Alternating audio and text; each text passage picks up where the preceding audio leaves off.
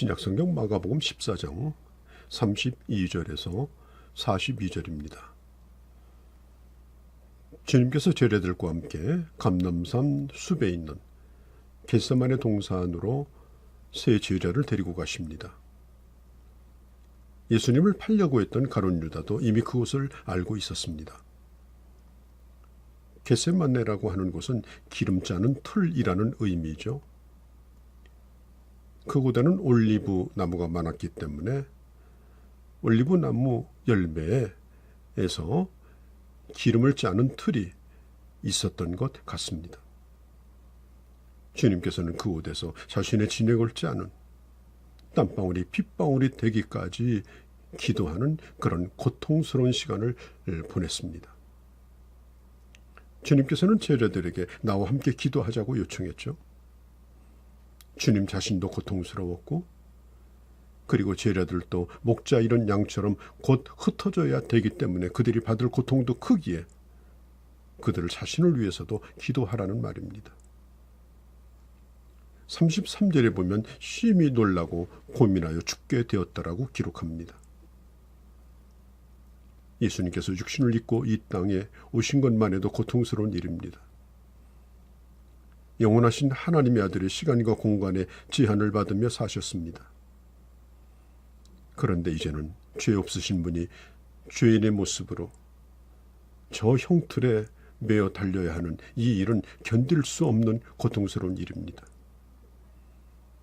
죄를 지은 사람이 죄값을 치르기 위해서 끌려 나가는 것도 부끄러운 일이고, 또 죽을 일을 해서 사형선고를 받는 사람도 부끄러운 일인데, 우리 예수님은 죄와 상관없이 죽음을 맛보셔야만 했던 것입니다. 그래서 주님은 심히 놀라시면서 고민하여 죽게 되었다라고 나와 함께 기도하자고 세 제자들에게 요청을 하신 겁니다. 주님 이렇게 말씀합니다.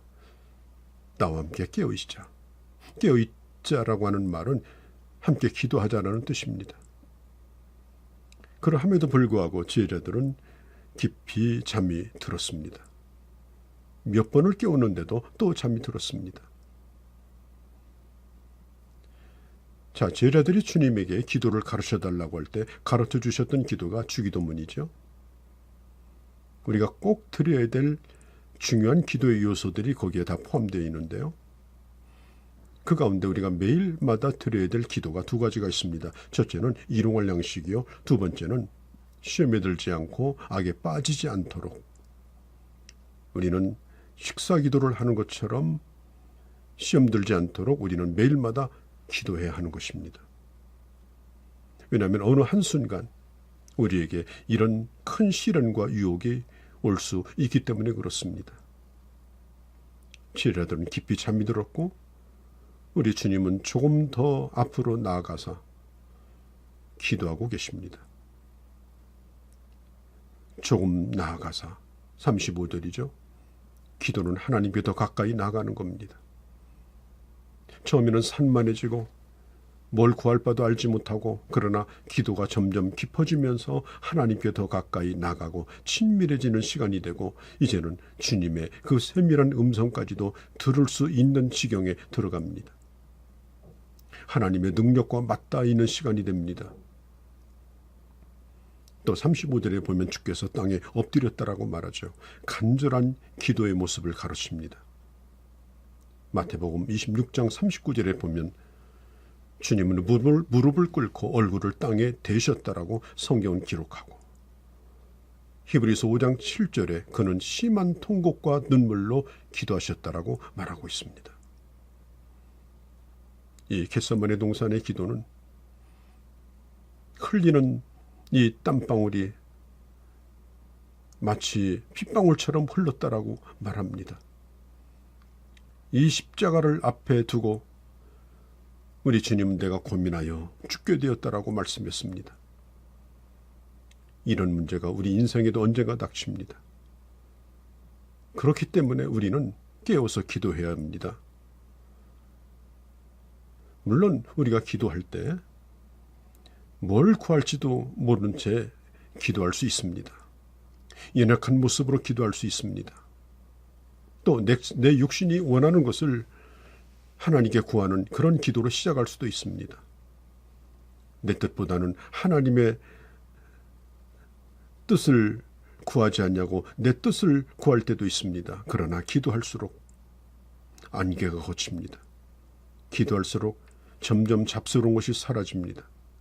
기도할수록 하나님의 뜻만이 내 눈앞에 가득합니다. 그리고 36절에 있는 것처럼 결국은 하나님의 뜻대로 되게 해달라고 기도의 결론을 맺습니다. 우리 주님은 한참 동안 기도한 다음에 내 원대로 마옵시고 아버지의 뜻대로 하게 해달라고 기도합니다.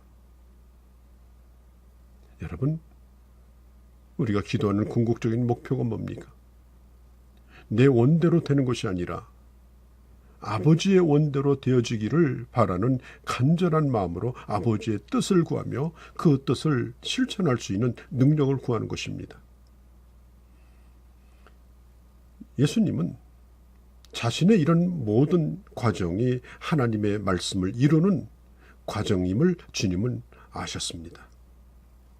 그리고 철저하게 하나님의 시간표 속에서 이 마지막 고통스러운 시간을 보내고 계셨던 것입니다. 여러분, 기도의 제목이 간절하면 한 가지 기도만 가지고도 밤을 새워 기도할 수 있습니다. 어떤 사람은 한 10분만 기도하면 기도할 거리가 없다고, 기도할 게 없어서 나는 오래 기도하지 못한다고 그런 분들도 있습니다. 또 어떤 분은 나는 종일토록 기도해도 기도를 못 끝낸다고 내 기도 수첩에는 수천 가지의 기도 제목이 있어서 언제 이 기도를 다 해야 될지 모른다고 또 그런 분도 있습니다. 그러나 오늘 이 본문에 예수님은 수천 가지 수만 가지를 가지고 기도 제목으로 기도한 것이 아닙니다. 오직 한 가지입니다. 하나님의 분명한 뜻인 십자가를 앞에 두시고 그 문제만 가지고 지속적으로 밤을 새운 것입니다. 그러니까 수많은 기도 제목을 가지고 있어야 기도할 수 있는 것이 아닙니다. 내가 구할 바가 분명해지면 오직 한 가지의 기도 제목만으로도 밤을 새워 지샐 수 있고, 아니 평생도 그렇게 기도할 수 있습니다. 여러분, 아굴의 기도를 아시죠? 아굴은 일생토록 하나님 앞에 두어 가지를 구했다고 했습니다. 포기할 수 없는 기도 제목, 기도할 때마다 하나님 앞에 드렸던 그의 기도가 무엇일까요? 첫 번째는 부하게도 마옵시고 가난하게도 마옵시고, 내가 너무 부유하면 하나님이 없다 할까? 가난하면 내가 비참해지고 비굴해질까 봐. 그래서 자족할 만큼 그런 은혜를 달라라고 그는 평생을 기도했습니다. 또 한 가지는 진실하게 해달라라고 기도했습니다. 내 입에서 거짓이 없이 언제나 진실을 말하는 자로 살게 해달라라고 평생을 기도한 것입니다. 이런 기도 제목을 가지고 평생 기도할 수 있는 사람은 정말 괜찮은 사람입니다. 일관된 기도의 제목 뿐만 아니라 자기가 기도한 바대로 일관되게 그렇게 살려고 하는 그런 사람, 주님은 그런 사람에게 그렇게 살 수 있도록 능력을 주시는 것입니다. 예수님은 그 밤에 십자가를 앞에 두고 밤새워서 주님은 기도하셨죠. 자, 우리 주님은 세 번째 기도를 마치신 후에, 그리고 이제 눈을 떠보니 주님을 악한 자에게 넘겨줄 자가 그 동산을 오르고 있었습니다. 41절에 이렇게 말합니다. 제자들에게 이제는 자고 쉬어라. 이제는 자고 쉬어라. 이 말은 뭡니까? 이제는 됐다. 이제는 그만이다. 여러분, 기도로 결정한 사람은 가장 절박하고 힘든 순간에도 단순해지고 담대해집니다. 기도로 결정한 사람은 흔들리지 않습니다. 기도로 결정한 사람은 자기 앞에 닥칠 일에 대하여 담대하게 직면합니다. 더 이상 고민하지 않습니다. 우리 주님은 스스로 십자가를 향해 당당하게 나아가십니다. 끌려가지 않으셨습니다. 기도로 결정한 그 길을 주님은 가시고자 한 것입니다. 사랑하는 성도 여러분, 저 겟세마네 동산에서 기도하셨던 우리 예수님처럼 내가 평생을 지켜야 될 내 신앙의 가치와 내가 가야 될 길들과 내가 지켜야 될 것들을 지키기 위하여 일관된 기도 제목을 하나님 앞에 드릴 뿐 아니라 좌우로 치우치지 아니하고 그 길을 걸어갈 수 있는 그런 주님의 제자들이 되어주시기를 바랍니다.